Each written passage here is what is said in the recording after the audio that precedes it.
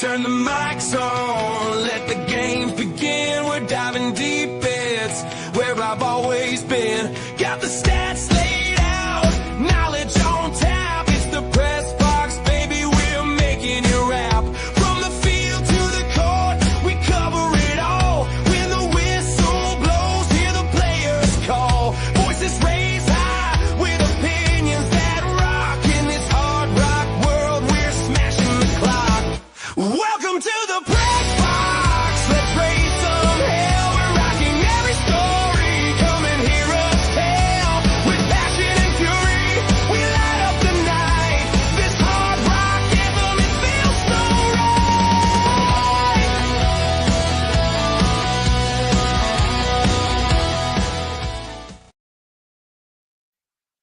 Good evening and welcome to another edition of the Press Box. Brian Carson here with my co-host Kenny Varner. How's it going, Kenny V? It's going all right, Brian. How about yourself? Not too bad, Kenny. We got him. Yes. We finally got him. Our guest tonight, Mifflin County Hall of Famer, Lewistown, Mifflin County, and Juniata girls basketball coach, and County Commissioner Kevin Kodish. Rocket, how's it going, buddy? Hey, Kevin. It's going great. Nice to talk with you guys tonight. I'm looking forward to it. Absolutely. Before we go, before we start asking our questions we have for you, you mentioned something when we were off air that I went. We lost a really good guy in Steve. I don't know how to say his name. It's either Knudsen. Knudsen. Yes. Steve Knudsen. And you had a great story. Would you tell that for our audience? Yeah, Steve was always a dedicated public servant in the area, police officer, regional police for a long time. And one thing that sticks with me to this day that I will never forget as long as I live, you know, we had the exciting times of our back-to-back state championship teams. And when we were leaving town the first year and we were going for the undefeated season, we were on the Yoder Tourway bus, and you know, a lot of people around were wishing us well, waving and all that stuff. But we got out of Lewistown, out of the borough, started heading down to the Narrows. Steve was outside his patrol car as we went into the Narrows. He was on the side of the road with his lights on, and as we went by in the bus, he saluted us. And you know, that was just something. It was like it really hit home when he did that, and it was such a incredible gesture on his part, and I'll never forget him doing that. And as I said, it sticks with me to this day, and that was a heck of a moment. Yeah, that's awesome, really awesome, and we all knew him. Like I knew him from he would come into the pizza shop a lot, a couple times a week. That's how I got me. Huh? Did he come in as often as I did? No, baby. No. You had to get that small pepperoni personal pizza. That's correct. That only you could make. That's right. By the way, Rocket, I got the Zocala right over here. Oh, boy. She's something else. Uh-huh. We won't say what that is on the air. That's only Italian people and Kodish and me know what that is. But I tell you what, those were good times, man. You and Maria there at Maria's restaurant. It was. We had a lot of fun. A lot has changed, but yeah, I have good memories of those times. But I went in every Saturday night. I remember I watched the 3:30 college football game and go to Maria's afterwards to get my pizza. Yeah. It was a small personal pepperoni. Yep. I remember another guy that used to go in there too all the time, and he wanted his French fries golden brown. Golden brown, and then he would eat the middle. Yeah, and throw out the edges. Kenny, do you hear that? Wow. And then he would order. You know who you are. He would order spaghetti plain. Ew. Yeah, just the noodles. Oh wow. Hey, I do that sometimes. Because I asked him, I said, dude, what are you doing with the edges? Oh, I don't eat them. That was good stuff. What? Hey, just a part of the history of Maria's. Yeah. So speaking of history, I didn't know this until last week when you were commenting on our show and Berman was commenting that you won a medal in track and qualified for states in cross country. Yeah, that was when I weighed like 140, 145. I did not know that. So you were into running too, besides basketball. Yep, Don Spangler was the coach, and Oh my God, really? yeah, we had some real good teams. Our track team, our last 2 years at Lewistown there in 77 and 78, we were 12-0. We had a 25-0 dual meet winning streak going when we graduated. Oh, Wow. Now I know you said you won in the relay. Yeah, 4x800. Did you do what else did you do? Did you run any other events in track? Yeah, the 400 meters was my main race, and we also qualified for states in the 4x400.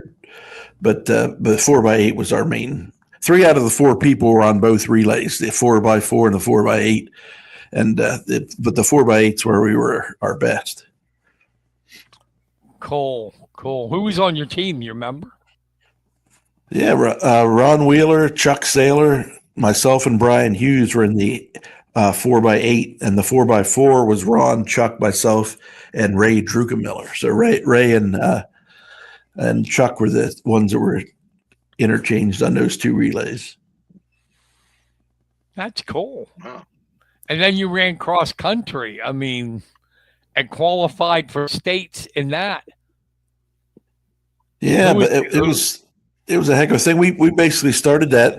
I started in 10th grade. Ron Wheeler, one of my best friends, he started in 9th grade in cross country, and we got into it as an idea to basically get in shape for basketball season, and we took to it and had some great times there, and obviously some good success, and qualified our team for the state meet, and so it was good times. Who was your coach then? Don Spangler. Oh, he did cross country too. Yeah, he was the head cross country coach. In track, he was the assistant coach, but he handled our the relays, our area. Tom Johns was the head coach in track at that point. Okay. And then you obviously basketball. What position did you play? Point guard. Oh wow. Point guard. Yeah, if you think back to our teams were very guard oriented. Didn't have the height, huh? No, we did have Missy Butterworth though, 1,817 points. Hey, you better believe it. Missy, we love you. That's what we used to call timeout and say, "Get the ball to Butterworth."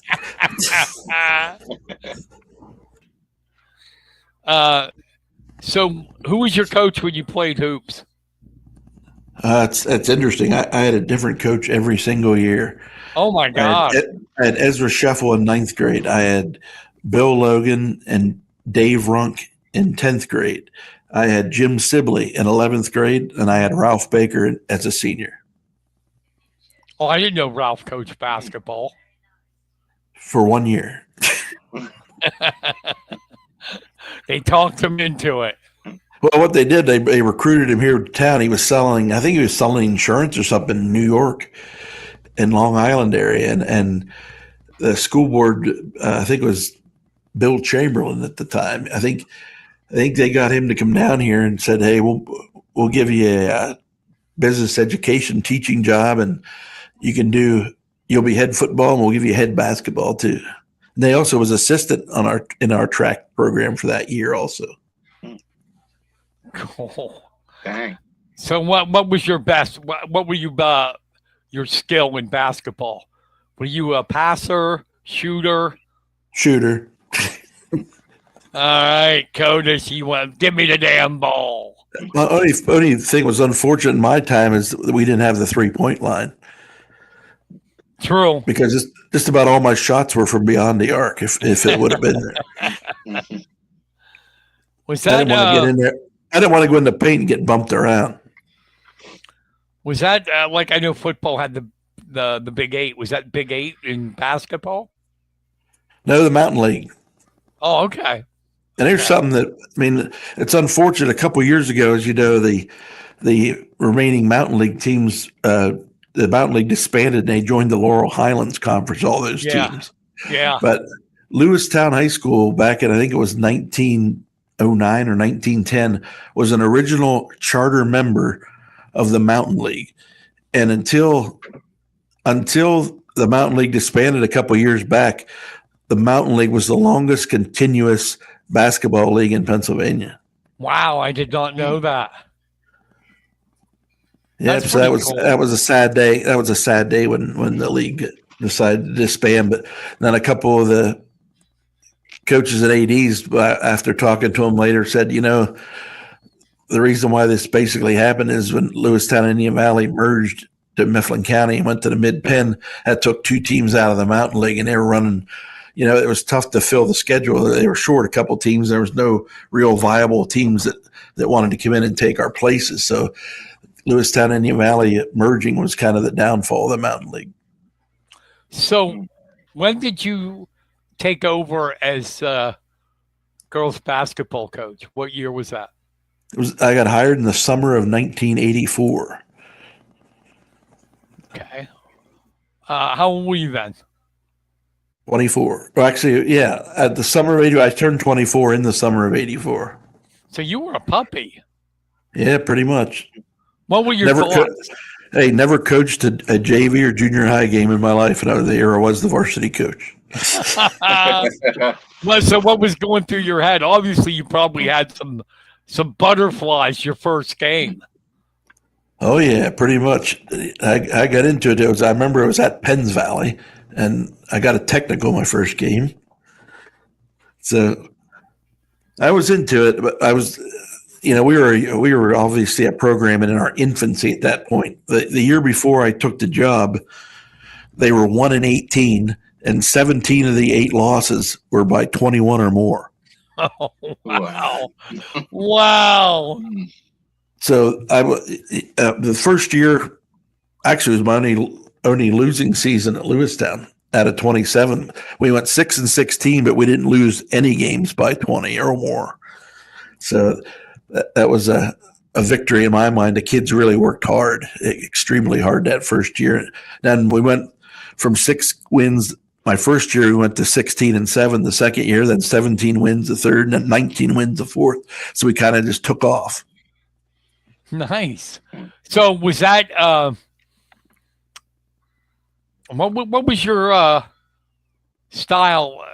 How did you approach basketball? What was your philosophy? What did you like? I mean, did you change from when you got to those state championship teams, or has it always been the same?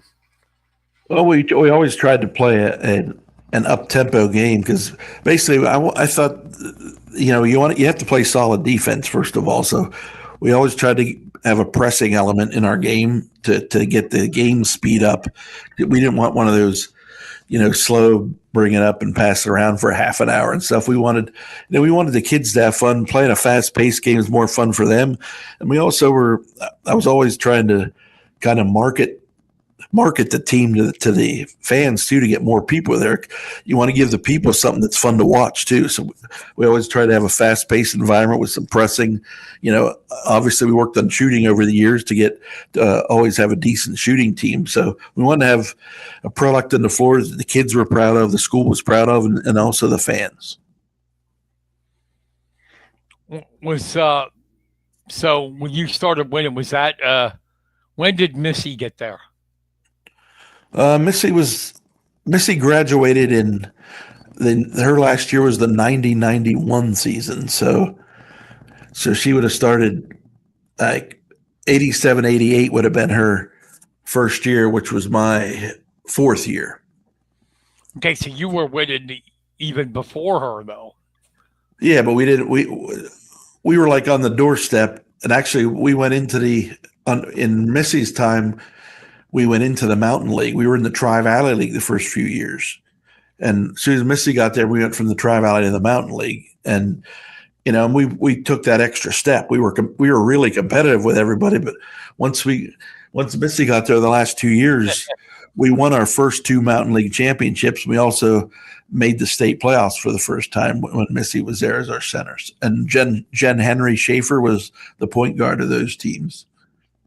And Cher Ryder, harpster, who in the area now, she's still around. Yeah, she was a good shooter and a great contributor in that club also. When you first started, I mean,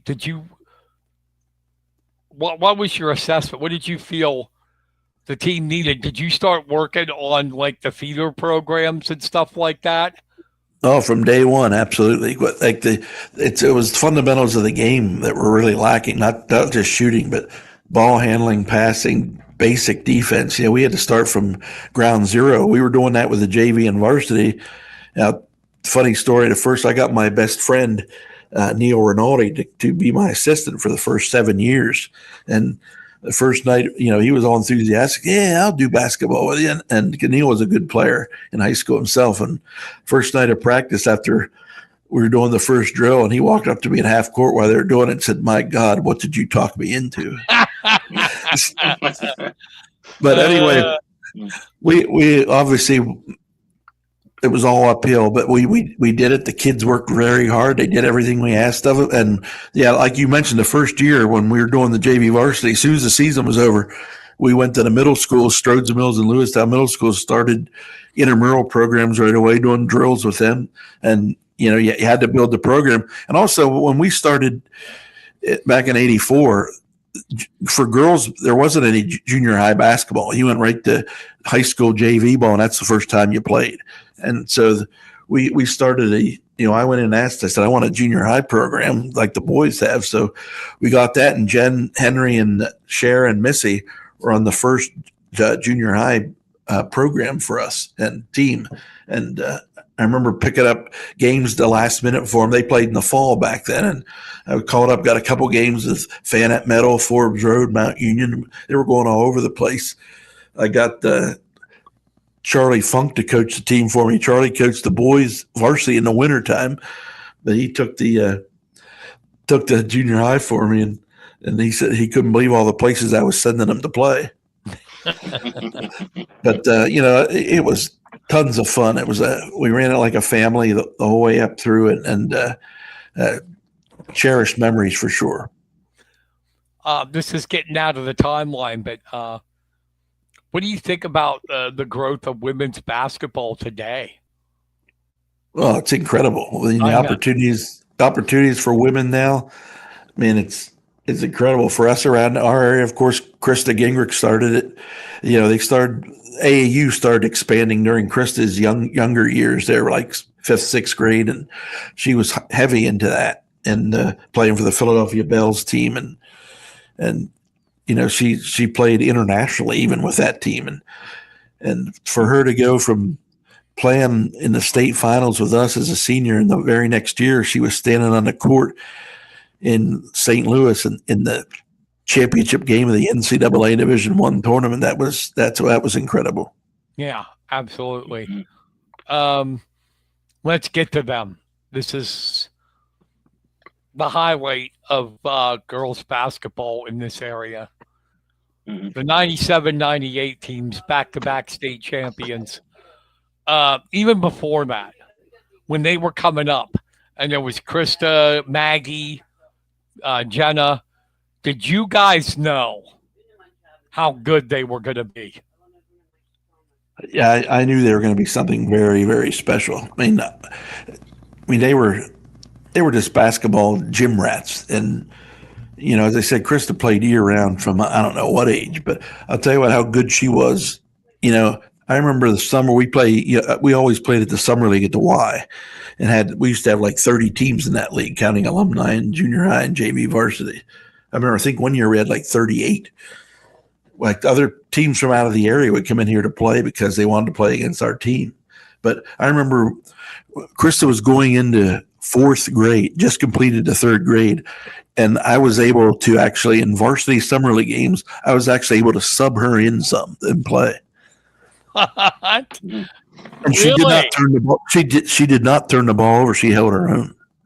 Oh my Lord. Jeez. That's impressive.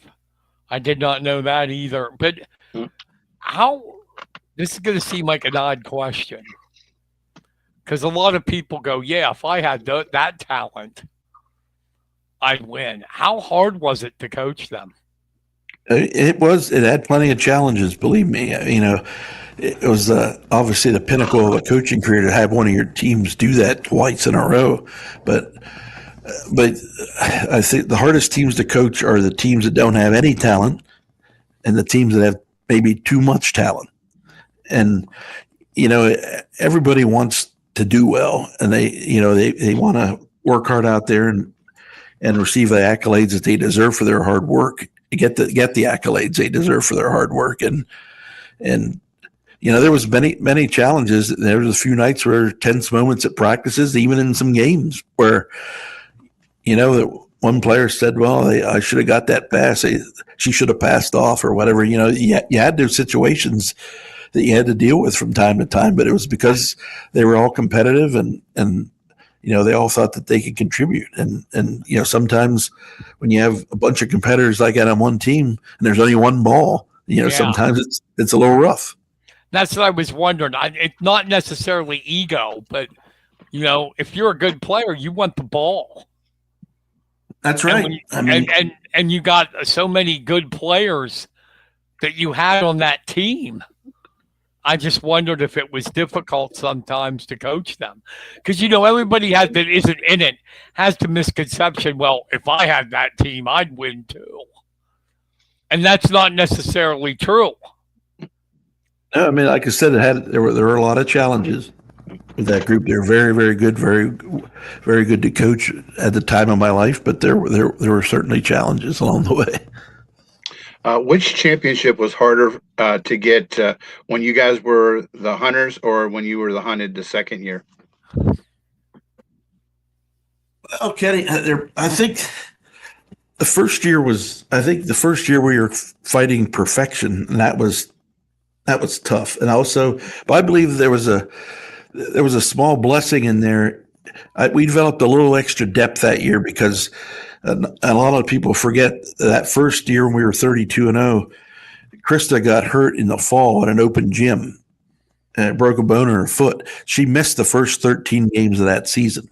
Oh, wow. So we were 13-0 without her, and then she came into the lineup. But that meant by the time she was out, Maggie Johnston and Jenna Feathers, you know, increased their role, and some other bench people increased their roles, and you know, it just changed the complexion a little bit when she was out, but it made us stronger as a team. So when she came back, that was like an extra supercharged voltage, you know, injection, and that really got us over. But the second year was obviously hard too, because you get everybody's best shot every night. Everybody wants to knock you off, and to be able to repeat as state champs the second year was definitely hard. But I think, you know, fighting perfection that first year and being ranked number one and stuff, that was tall order.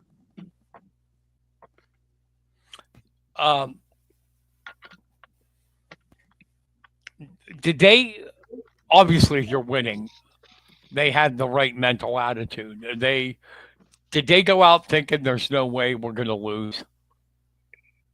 I thought they were very hardworking. They were humble as well. They knew that they had to work for everything. They knew that people were going to fight like mad to beat them, and then they saw it as a challenge every night. And you know, their mission was to go out there and dominate. And most of the time they did. We had some obviously close calls over the time, and we only lost one game that last 2 years. That was a 2-pointer at Bishop Guilfoyle, and that was a tough one because we were coming up to tie or take the lead. And I never forget the call. They called Krista for stepping out of bounds on the sideline. And if you know Bishop Guilfoyle, there's no room there. If she stepped out of bounds, she'd have been sitting on someone's lap. So but I think that made us more determined after that. That happened in December before Christmas. So I thought that really refocused us really well. So that loss is probably a good thing for us. We went on to win the prestigious Altoona Rotary tournament that year. That was like one of the top tournaments in the East Coast at that point in time. The Altoona Lady Lions, of course, legendary program. They actually invited us as one of the national teams. They always had Altoona Hollidaysburg, and they bring in two ranked teams from the nation. And we were ranked in the USA Today top 25. So we got an invite as a national team along with Our Lady of Lourdes from Poughkeepsie, New York. And we beat Hollidaysburg handily in the first round of that tournament. And in the meantime, Altoona happened to upset Our Lady of Lourdes. So it was us and Altoona in the finals. And that was a heck of a game with a big crowd there at the Altoona Fieldhouse, and we came out on top. That's one of the top wins, obviously, in my memory. Yeah, I was going to ask you though. I'm sure there was a lot of great memories, but how did it feel? What were you feeling? What were you going through when you got that first state championship? That had to be an amazing moment. Well, it's really, I can't, to this day, I can't really describe it because the feeling that you have inside and the joy and how proud you are of those kids and everything. You can't put it into words very easily, but it was just, and the community support, just unbelievable. Unbelievable. It was crazy. I mean, I had people calling my house at all hours, hey, do you have any extra tickets for that game? Because if you recall, in those years, we were playing at the old Hershey Arena. Yeah. And so there was only like 6,000 seats in the whole place or whatever. And we were in a double header with the Quad A boys game. So they only sold tickets by the double header. So when you have the boys game tickets, they were part of the same crowd. It was a damn tough ticket. Awesome. Did you go then after that and you go to the AD or whoever and said, listen, I want a damn raise.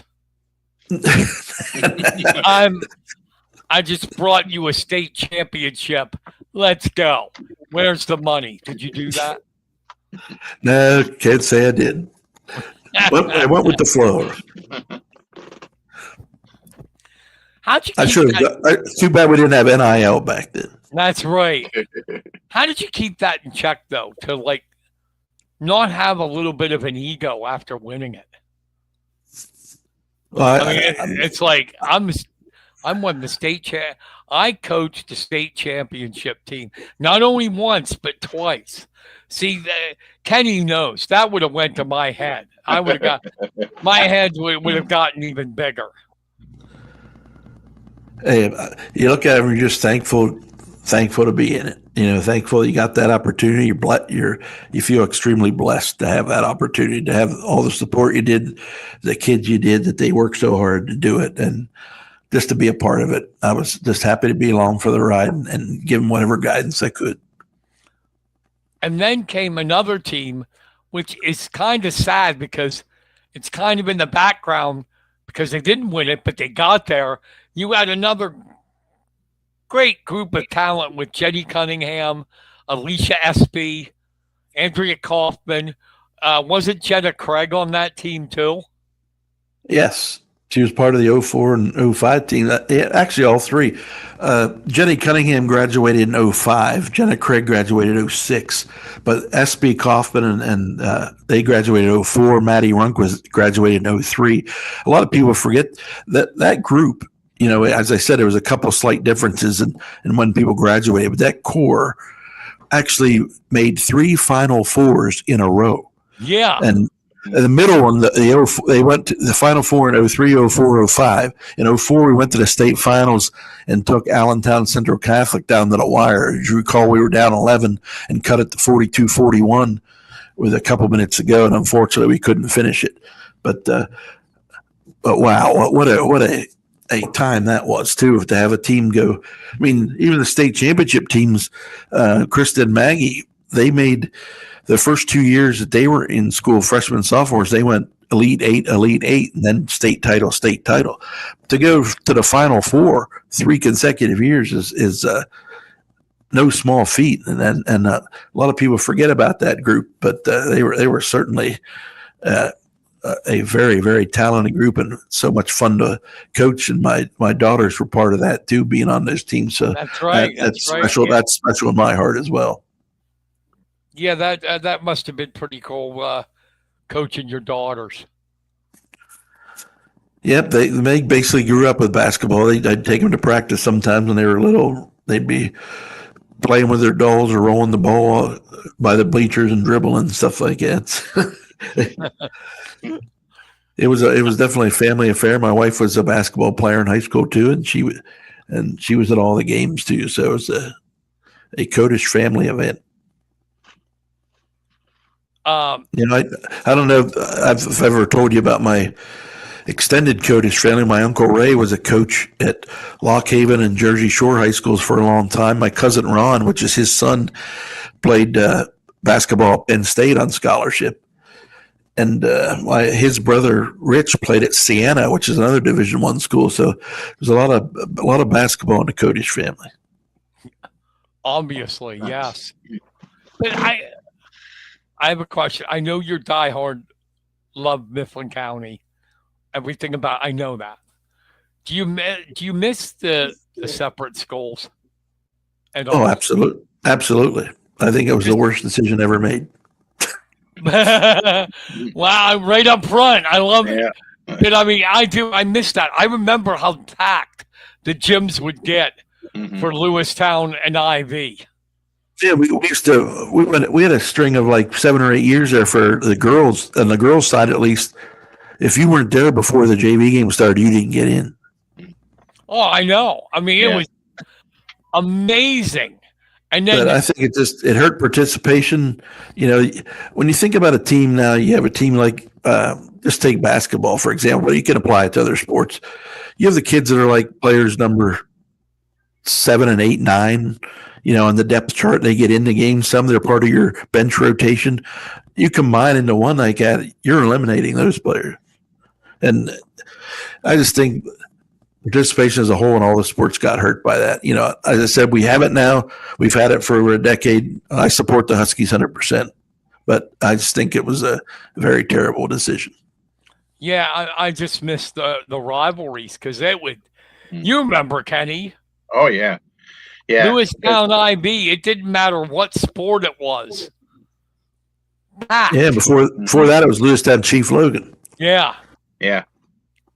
But yeah, those were fabulous times. I mean, think about it now, Mifflin County. Who's Mifflin County's rival? They don't have one. They don't have one. No. You're right.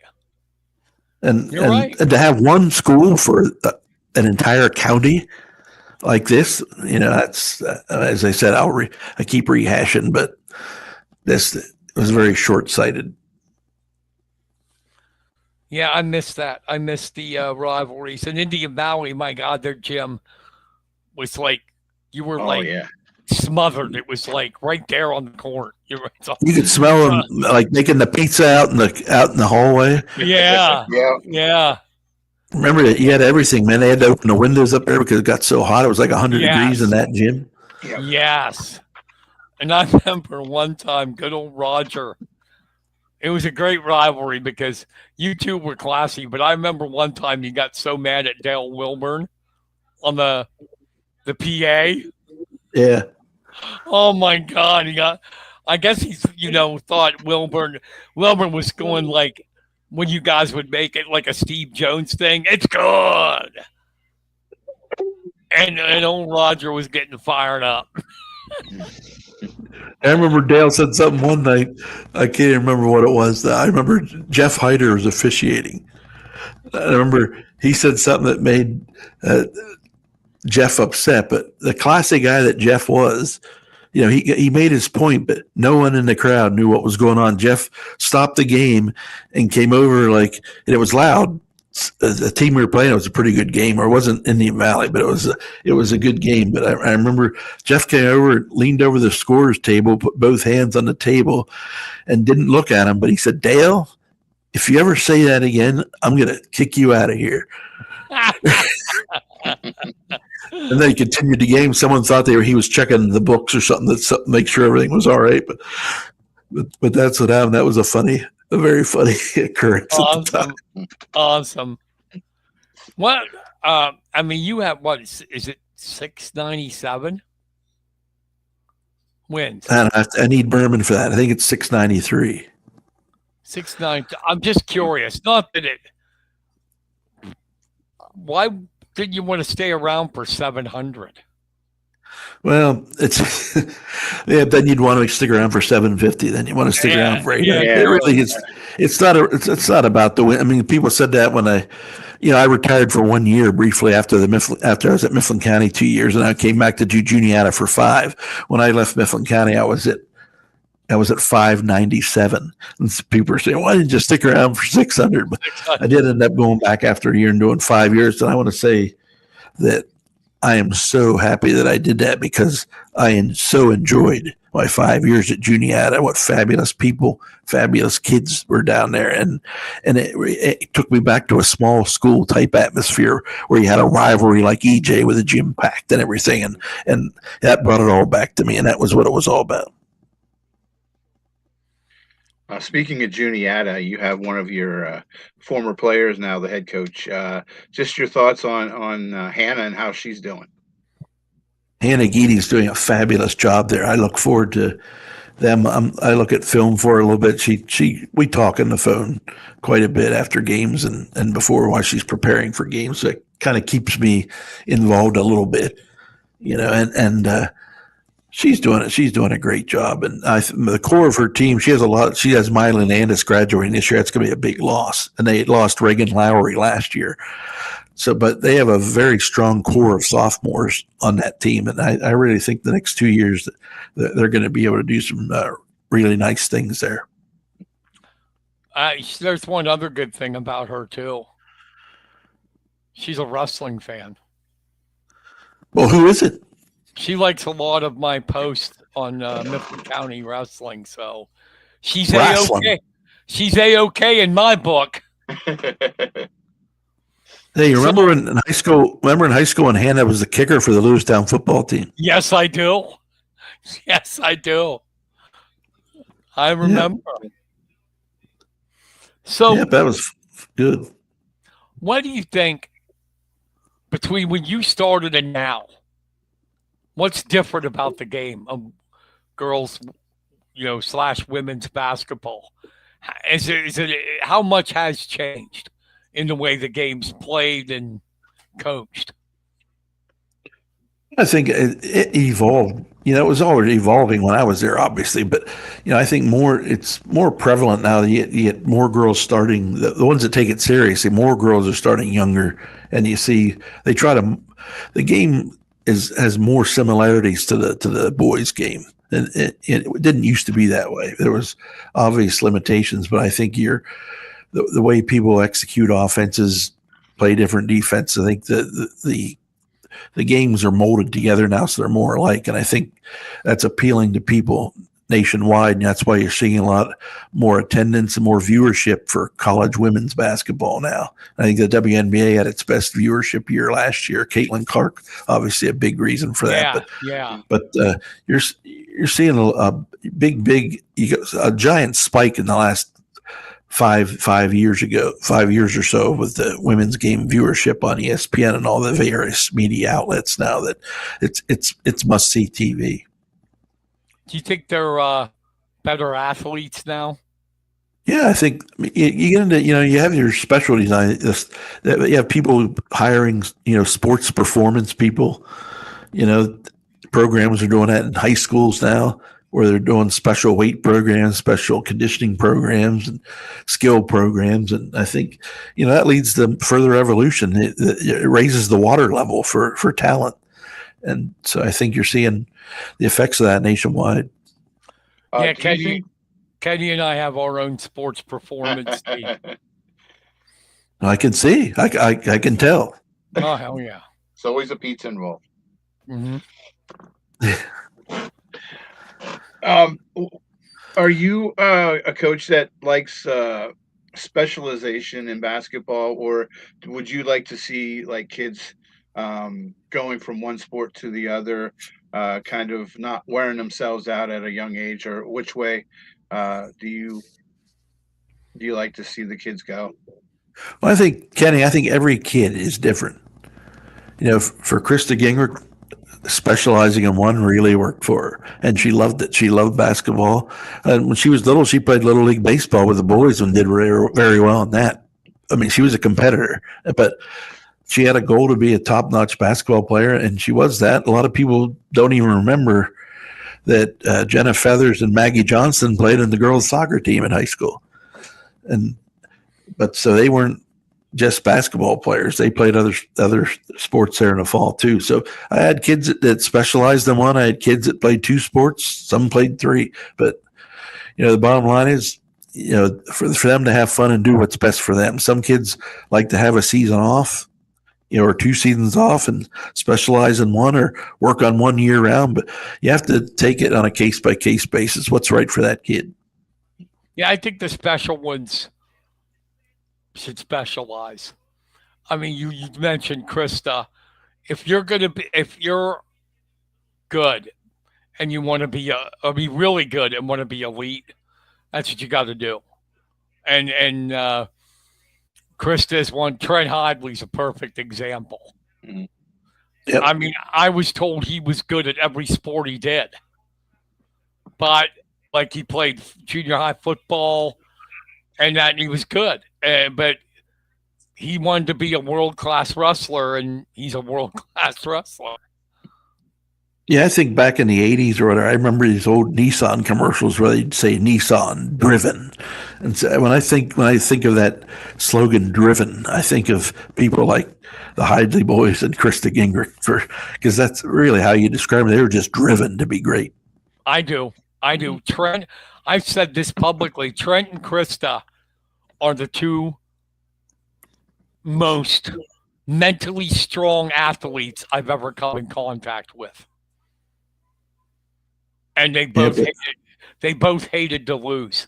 I mean, hated it.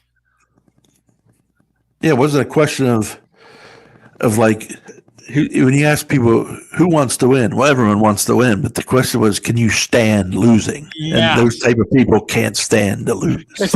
I mean, even guys were intimidated on her. I remember when she was helping her brother Aaron coach the boys, and they were getting beat, and she just started yelling at them, "We are not going to lose this game tonight. We are not." And they didn't lose. They were like, hell, she's going to tear us apart. I remember one night we were playing up at Central. That was Central Lady Dragons were one of our fiercest rivals, of course. And some girl undercut Krista on a driving layup.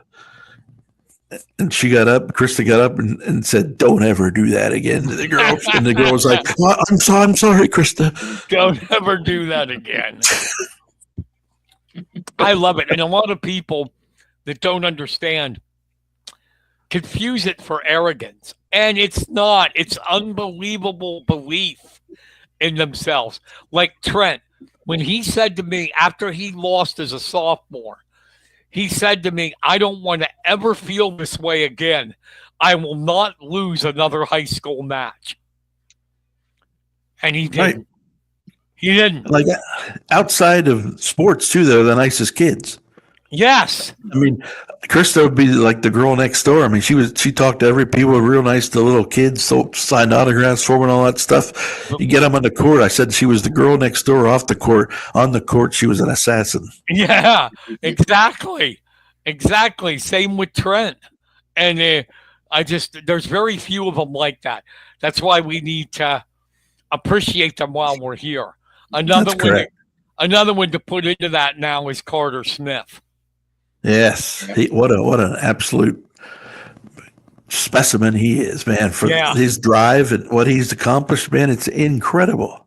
Yeah, and I've interviewed him so many times. I know you have, Kenny. Very quiet kid. Mm-hmm.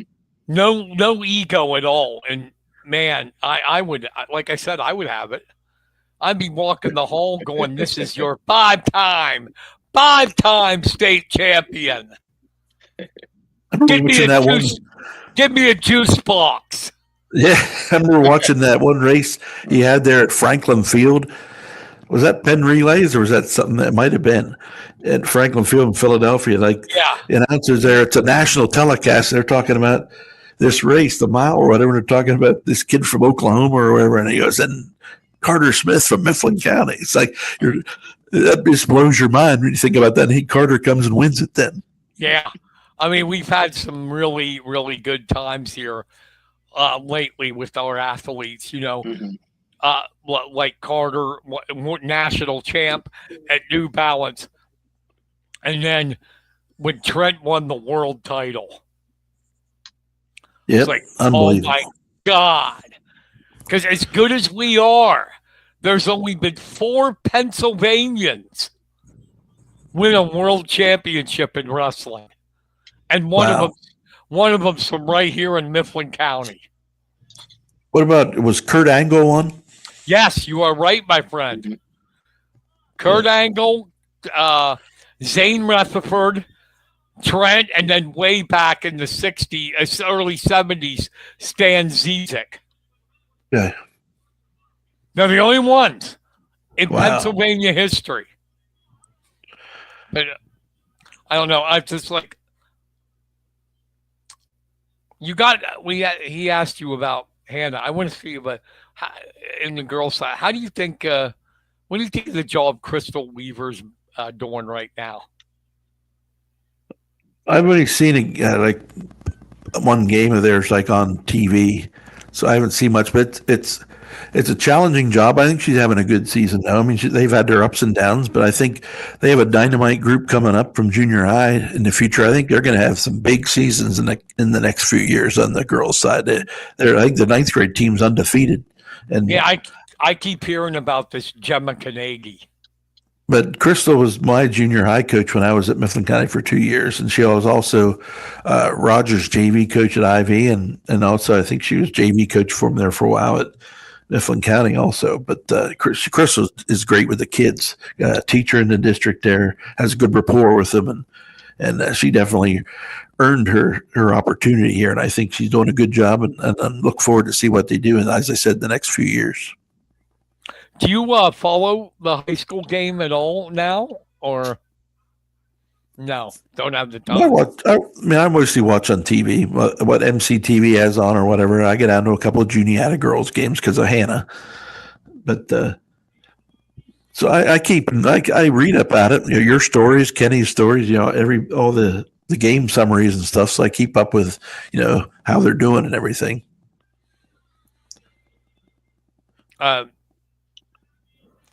I wanted to see if you kept up enough to, like, who do you think is in districts the teams to beat? Well, it looks like State College boys are going to be tough to beat, but Mifflin County's hot right now. They're on a winning streak, and they're going for their 12th win of the season tonight at Bellefonte. When I came on the air here, I think it was 2020, but. Hopefully the Husky boys pulled that one out and to keep that winning streak going. It's been for a few weeks since they lost the game. So hopefully, I don't know if Altoona's going to enter the districts or not. We just beat them last night. I think it was like 82-60 or something like that. And so if they enter, then we would host Altoona with the winner playing State College for the district championship on the boys' side. So on the girls, I think Mifflin County might be sitting third behind. Altoona will be 1. State College and Mifflin County are 2-3. Huskies might actually be number 2 now that I think of it. But we'll see how that goes. But they have both teams should have a decent chance to be in that district title game. It's just amazing about how bad Altoona got when you remember the days of Tanny Hill, Fortson, Johnny Moore, Doug West. And now it's like, oh my God, they stink. I mean, it's something. Sorry, Altoona. Their football team was always really, really strong too, and that's been down the last several years too, I think, or at least not as good as they were. They used to be, you'd guarantee pencil them in for at least 7 wins every year, and lately that's been down. Now, I don't know if you saw this, and I hate to bring up sad things, but the Super Bowl odds for next year came out already, and your Jets are 32nd out of 32 teams. What they have to do is turn the paper upside down. They're number one. And I'm very relaxed in the NFL season because I expect nothing from the Jets because they don't give me anything. So if they ever make the playoffs again, it'll be just an incredible bonus because if there's a possible way to screw anything up, the Jets will do it. What would you like to see? What position or whatever? You don't have to get particular. Who they draft. What would you like to see? Well, either via trade or draft, they got to get a quarterback. But I'd like to see them get it via trade. Maybe get a permanent quarterback next year or something. They have the number 2 pick. They have a lot of draft capital this year, a lot of picks. Yeah. And so I'd like to see them. They need stocked up at a lot of positions. So I'd like to see them, spread the wealth around there. But they need to get a decent quarterback that's maybe been a backup somewhere else that has a little bit of seasoning that could come in there and do a decent job. Because I think some of the receivers they have are decent. And, up until this year, the defense was really good. And it was the offense that struggled. Now this year, both teams struggled. But I think maybe the defense kind of lost some of their get up and go and some of their fight because the offense was so bad. And, you keep going out there repeatedly and your offense gives you 3 and out and you keep going back in the field repeatedly. You're going to get beat up and lose that fight a little bit. I know they got draft capital, but I still scratch my head when they traded Sauce Gardner midseason.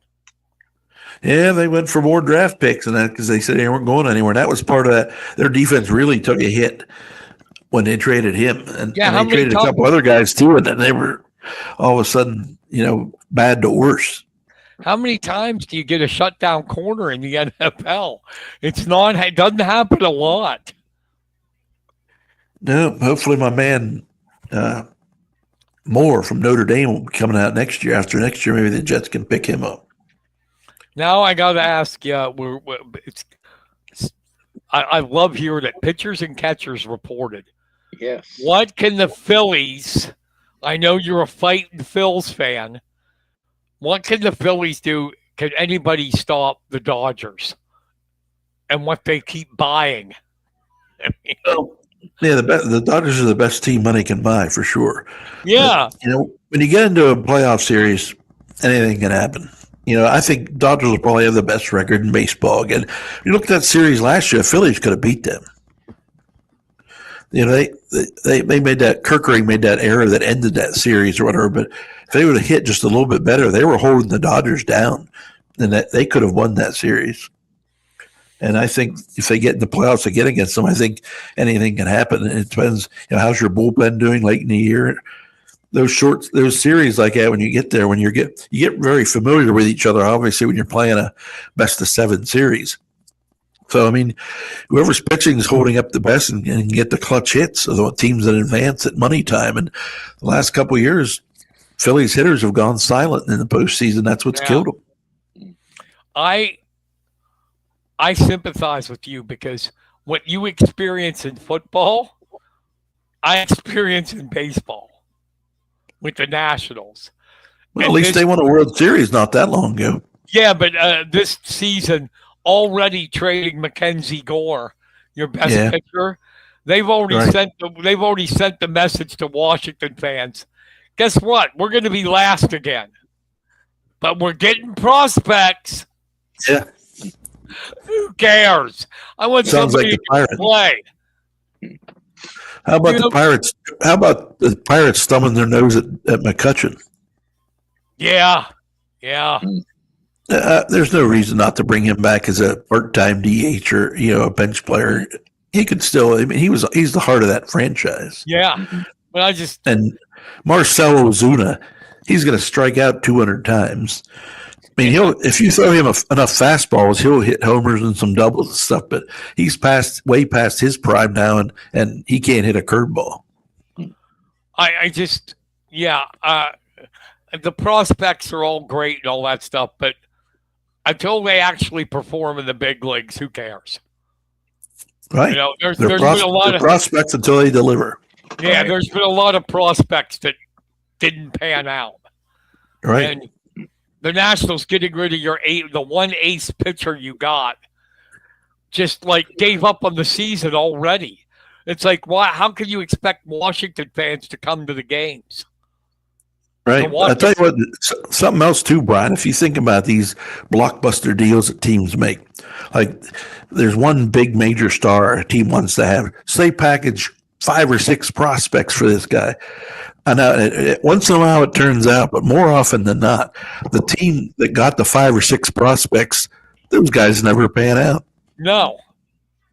And my thing is they are wasted. We have one legitimate superstar on that team, James Wood, and they are wasting that kid. He's going to want to bolt as soon as his contract's up.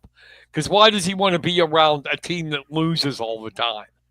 Haven't they had a team? Don't they have an ownership issue there? The guy's selling, then he's not. Yeah. When they had Ted Lerner owned them, Yes. and they spent money like what Jason Worth won a World Series. When he died, his son Mark took over, and it's like the exact opposite. Mark is a cheapskate. He wants to make money like nutting out in Pittsburgh. Yeah, yep, and he doesn't want to pay anybody. And It makes you mad, especially teams like Pittsburgh and them that they get all this competitive balance money. They get extra money because they're a small market team, and then they don't spend it on players. no, that's why I wrote a column saying there should be a cap, not only for high but low. There should be a floor. Yeah, Should be a floor. The low club teams have to spend a certain amount. I'd say 100 million. Yes. Mhm. But I don't know. It's just you can't expect fans to come when you've given up already. I mean, our first baseman to start the year, I think, is going to be Abimelech Ortiz. Say Yeah, that again. exactly. Abimelech Ortiz. I'm proud of you for being able to say it. He's a rookie they got in the Mackenzie Gore deal, and the Nationals don't have a first baseman. Wow. So he's probably, they said, going to be the starting first baseman because last year we had, who the hell was it? Guy came from the Texas Rangers. Oh, yeah. We had him last year and he bolted. It's like, no way. Thank you. Phillies have Carl Crawford's young son there. He's going to play center field for the Phils this year. I have no problem with the Phillies. I really don't. I want to see him succeed. Everybody but Bryce Harper. That's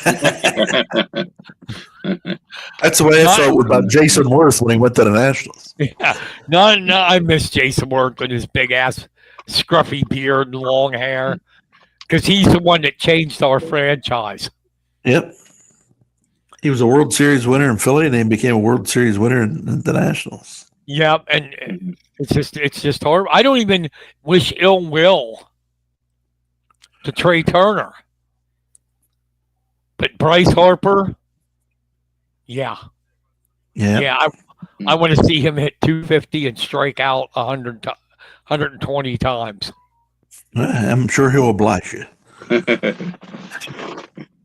But I'll tell you what. Did you read about the stuff that little spat that him and Dave Dombrowski had for last fall? Yes. Because Dombrowski said, last year Harper had an offseason. He wasn't elite last year, whatever. And so Harper all winter was working out with the weights and everything, the batting cage, wearing T-shirts that said not elite. So, hey, if that drives them, makes them have a great season, all the better. Absolutely. But yeah, I'm to the point now where I don't care who it is. I just want somebody to beat the Dodgers. Yeah. Their payroll is, I think, way over $400 million. It is. I mean, like they go out and it's unfair. You get You already have all that talent amassed, and then they go and get Kyle Tucker. And Yeah. I read this in The Athletic. They have 6 players on the roster with contracts over $100 million Wow. for a lifetime. Six contracts over $100 million. Hey, the Mets are still paying Bobby Bonilla. Yeah, the greatest deal in history. Everyone is July 1st or something like that. Every year he gets a check. Yeah. Mhm. And oh my God, when did he retire? A long time ago. Every year in New York, that day they say Happy Bobby Bonilla Day. I love it.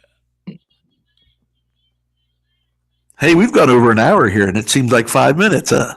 No, it's fun, man. It's fun. Yeah. And talking sports and all that, and we're feeling good. It's good. We got somebody on Mhm. that knows sports and is a famous icon in our area, Hall of Fame, Hall of Famer, the Rocket. The Rocket. Yep, fun times here. Fun times. Yeah, Mhm. we had some for sure. Yeah, like you used to cover my games. Kenny covered my games quite a bit. Had a lot of good times there. Oh yeah. I enjoyed talking with you after the games. I did too. It was a fantastic time. It What was. year, Brian? What year did you come to the Sentinel? As a regular, it was 95, but 92 is when I started writing a wrestling column. All right. So you weren't around for the years I had my softball column. No, I wasn't. Yeah, I had a softball column spelled with 2 Ks. It was Kevin's Corner. There you are. That's why I told you last week, I think online, the ASA of Pennsylvania gave me softball PA Sports Writer of the Year in 1987. That's awesome. Nice. I know that's a thing that's lost at the Sentinel. Nobody writes columns anymore. That's unbelievable. It really is. Franco and I used to, if you remember, Franco and I each would write a column every week. Yeah, and you compete against each other to have the best one. Like, I have a good one. Like, I remember talking to Franco. I'd say something, he'd say, "That's column material." Yeah, absolutely. The people enjoy reading those columns and stuff, and then we just don't have anything now. No.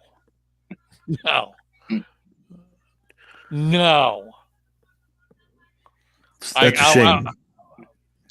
I'll have to tell you something then, Kevin. What happened with me and our lovely sports editor at the Lewistown Sentinel. All right. We'll have to do that off air. Yes. Oh my God, yes. Yeah.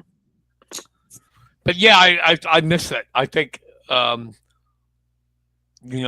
know the Sentinel won't like it. I work there, but I'm going to be critical. I'm not much in sports anymore, but I think we don't see enough local. We see some game stories, but we don't get columns.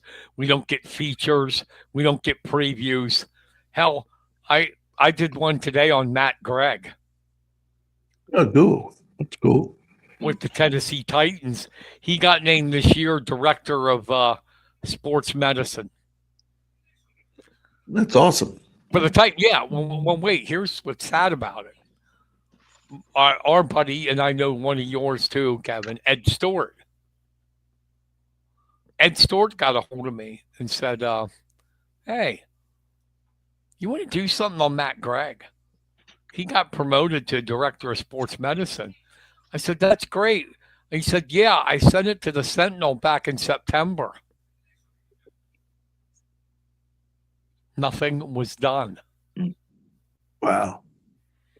I wrote it to yesterday. It got in after football season. No excuse. Now I'll get in trouble, Kenny.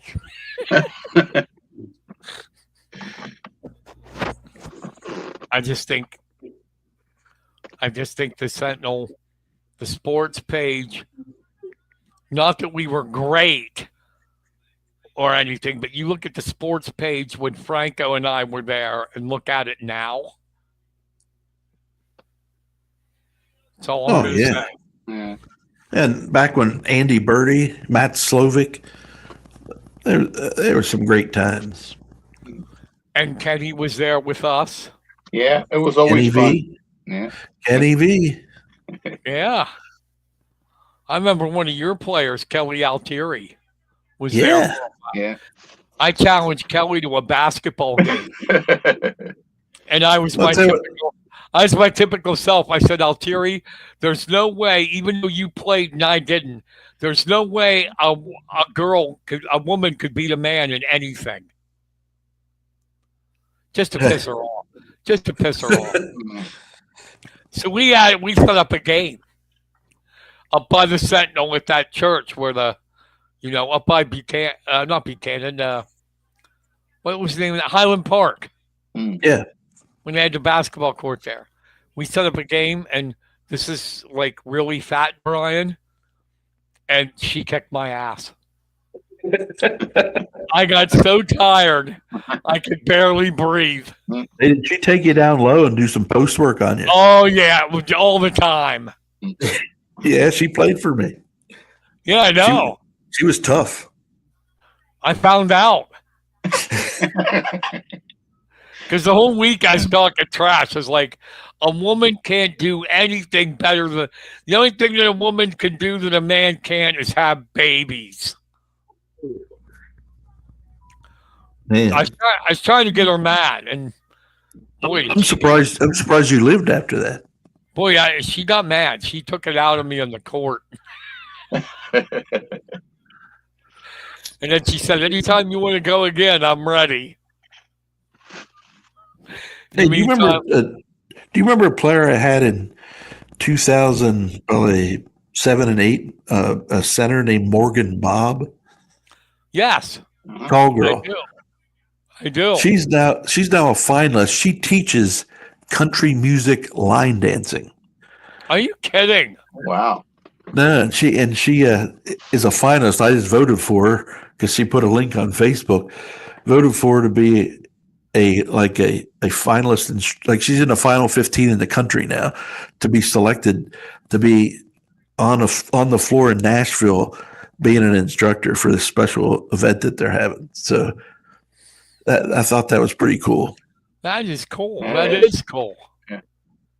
Line dance. You line dance. That'd be a great story for the Sentinel. Mm-hmm. You line dance, Kenny? Oh no. What about you, Rocket? What about you? Back in the day. So you and your wife would go line dancing and then stop off at Gus's.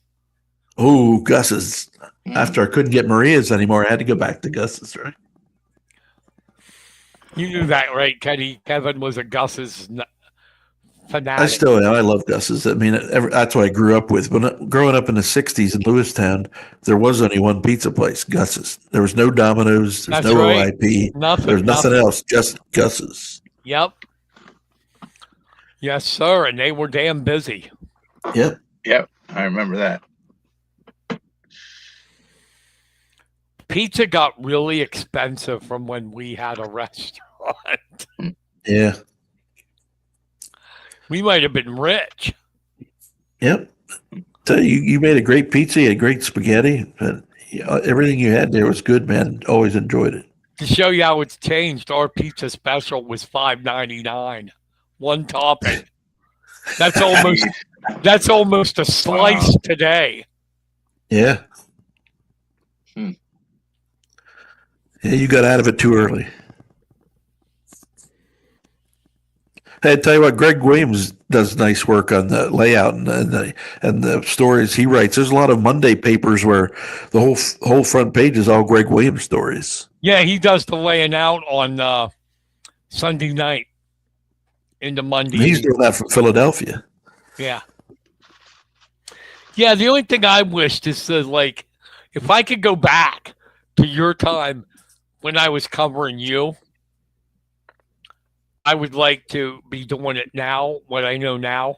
I am a 1,000 time better writer than I was back then. Well, yeah, I mean, you've evolved over the years, man. Your stuff you write now, you write a lot of incredible stuff.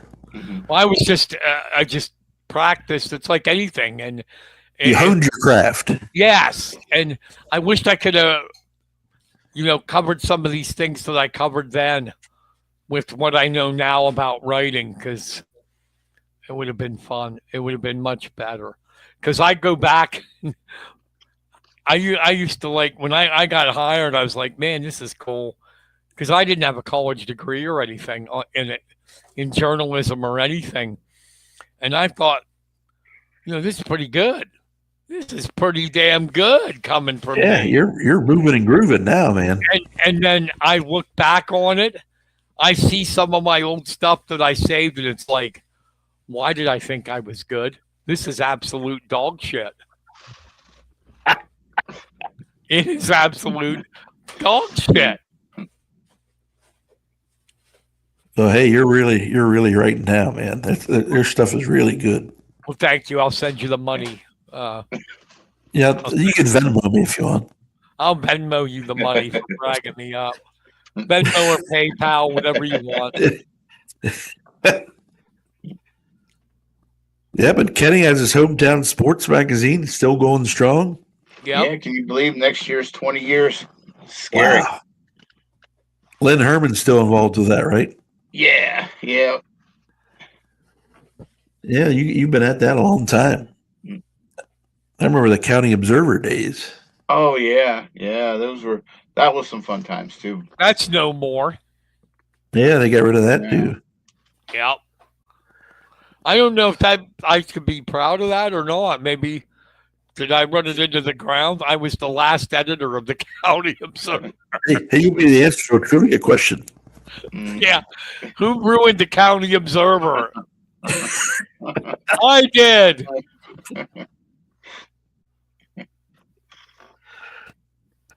Yep. But I'll tell you what, this has been a lot of fun. I know you're a busy guy now, and with commissioners and everything. I really do thank you, Rocket, for taking the time to come on. Had a great time. This is awesome. This is a fun experience talking with you guys tonight. Well, hey, let's do it again sometime. That'd be awesome. Anytime you got an open invite, my friend. Whenever you want to come on, you just say the word. We'll talk about whatever you want to talk about. Okay, sounds good. All you right, guys have a good one. All right, thank you. Thanks, Kevin. Yep. Hey, Kevin. Yes. Send me that. I'll do something. The line dancing thing. Okay, I'll send you something. Okay, thank you. Yep. See ya. Talk to you later, buddy. See ya. All right. Bye-bye. Bye. That was the Rocket, Kevin Kodish, Hall of Famer. Dude, that was fun, wasn't it? That was awesome. Yeah. Talking about the good old days, and I learned some things. I mean, we were there living that moment, and there's some things about the teams and that I never knew. Mm-hmm. Me too. It was just an incredible time, and starting when we did, we just thought, oh, it'll be like every year we'll have something like that happen, and we were very lucky at that time to have that those rides with Kevin and the actually 3 teams that made it to the finals. And I think that's one of the great things about sports writing that people don't know. Some of the fun was traveling to the games. Mm-hmm. Because it's usually you and a photographer, or I'll remember a time we all did playoff baseball in Altoona, and there was me, Buffy. No, Buffy wasn't there. Me, Franco, and Brian Sibbets. There's a blast from the past. Yeah. Yeah. So we're coming back And this is before they built the connection there in State College. Mm. You had to go up through Mount Union and Huntington and that Yeah, yeah. to get to Altoona. And we're coming back and we're on that little stretch of mountain, leaving Huntington, going into Mount Union. Mm-hmm. And I'm a passenger. Franco's driving, right? This is some of the great times. So it was a period where there was the talking stopped. Mm. And I have to look back and Sibbets is asleep. And Franco, driving the car, is asleep. Oh, wow. Yeah. And the car's starting to drift. And I'm like, dude, I don't want to die. They just fell asleep. Almost lost the whole sports section in one. Wow. This is a great one. You know how great Franco was, right? Mm-hmm. Another one, we ironically going to Altoona for baseball. And this is when you heard the band Disturbed, right? Uh-huh. This is when they first came out with their first album, the Sickness, Down with the Sickness. Yeah. I played this on the way up and the way back, and Franco goes, I never want to hear that music again. That's too damn scary.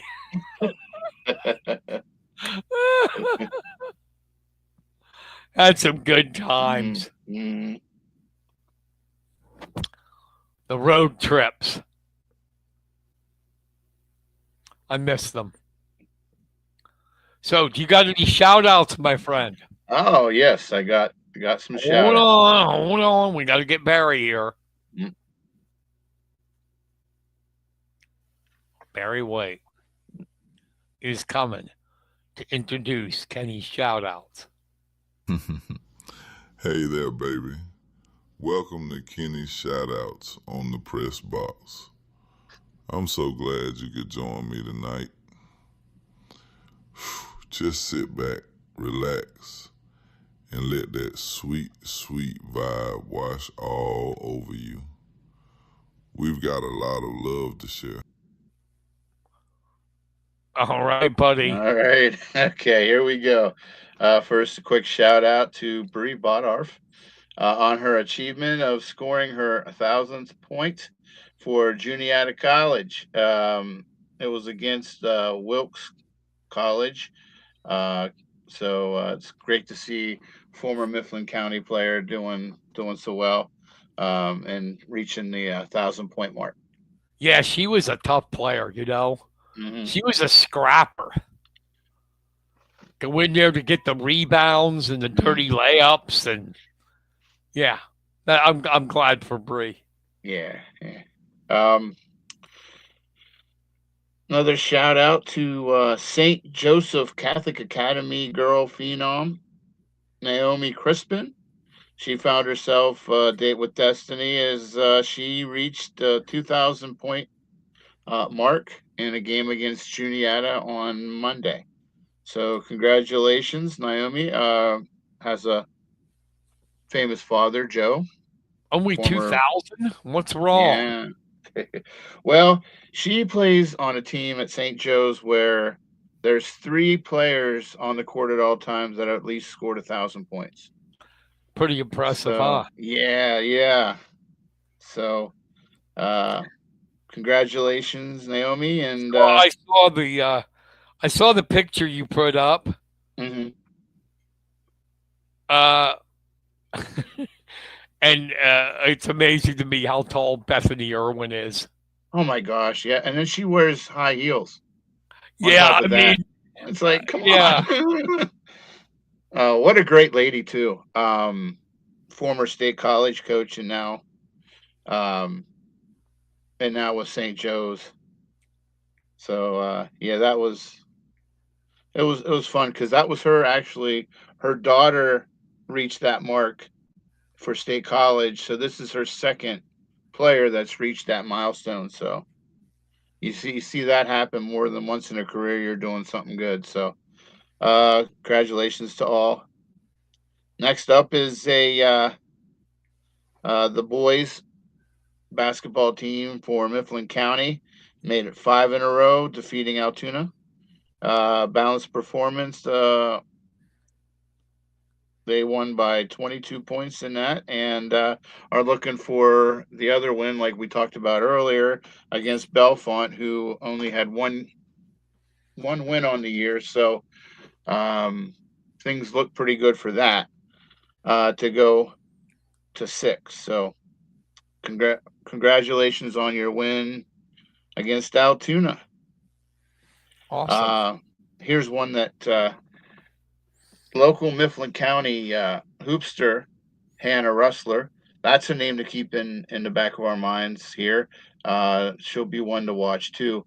Recently took her game to a different level when she won the district round of the Elks Hoop Shoot. She advanced to states at Belfont and will compete on the 28th of February. So, congratulations and good luck, Hannah. She Yeah. plays for 8th grade, I believe, 8th grade Mifflin County Huskies junior high team. So, yeah, it's like Kevin was saying, there's going to be a lot of good players coming up through that system. Congratulations and shout outs go to Juniata Girls Wrestling Squad as they made the trip to Southern Huntington Saturday and came home with their first team championship. Placing individually was Madison Briner, first place, Bree B. Ward, first place, Jordana Steffen, first place, and Ava Engel, fourth place. So great job. Um, the next shout out is somebody that Brian, for covering him all these years, but I want to give a special shout out to Juniata basketball coach Al Ream. This is Love his Al. 50th Everybody year. loves Al. Yes, great, 50. great. Yeah, 50 years of coaching, and he still is an assistant coach for football as well as the head coach for basketball. So I hope many, many more years with Al at the helm. Great guy. So, congratulations on 50. Awesome. Awesome. Congratulations to Belfont girls wrestler Bailey Scott and Carly Bear for second place finishes at the Southern Huntington tournament. Awesome job. And last but not least, a huge shout out to Penns Valley basketball player Fletcher Ironside as he scored his 1,000th point. So congratulations to all, and that concludes my shout outs. Well, I congratulate Fletcher, but with a name like Ironside, he needs to be a wrestler. You know what I mean? Out on the mat, it's Fletcher Ironside. So what do you got coming up? Oh boy. Well, not sure. I think there's district Saturday at Altoona, Friday and Saturday. Tomorrow, I don't think there's anything going on. I'm gonna spend it with my wife for Valentine's Day. Are you doing wrestling? Thinking about it. I haven't been assigned anything, but I might go up just to see how it's double A, right? Just this week. Yes. So it'll be. Well, you got a lot of double A teams in Center County. Yeah. Down here, we only have to worry about Mount Union and Juniata. Mm-hmm. So, but you got Penns Valley and Bald Eagle area and PO. Yeah. So it's going to be interesting to see. Penns Valley, I would think, would have the most at advances, but hey, you never know. This time of year, anything can happen. So they will. They're going to probably finish second to Bishop McCourt. Yeah. The top three should be, I think, Bishop McCourt, Penns Valley, Huntington. You know what you got to do when you're up there for me. If you go up, you got to do one thing for me. What's that? Tell the Browns I said hi. Oh, yeah, definitely. I will definitely do that. Because you know Norman Todd are going to be there. Uh-huh. Oh, yeah. Yeah, we'll probably be seeing them quite a bit in this run here. because they do the Belfont as well, I believe, in AAA. Yeah, Belfont and State College. Yeah, yeah. I hope I can get to AAA. I don't know. If I can't find a ride, no. Give me a ride, people. Come on. Help me out.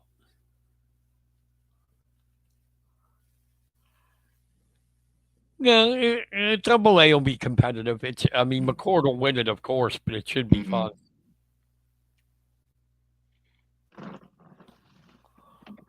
Oh, yeah, that Kevin's right. We have so much fun that the hour just goes by crazy. We're almost at an hour and a half. I know.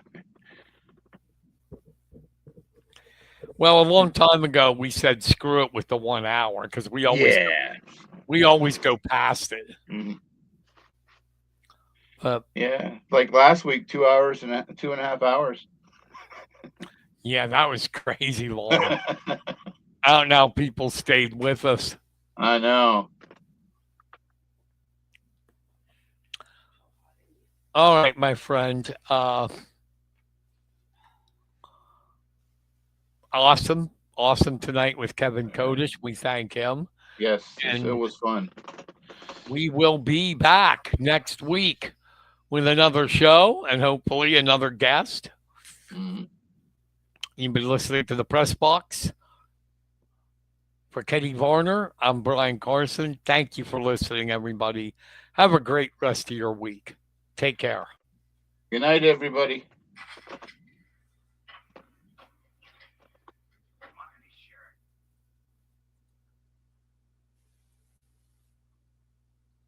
You've been listening to The Press Box with Brian Carson and Kenny Varner. Tune in next week for another episode of The Press Box.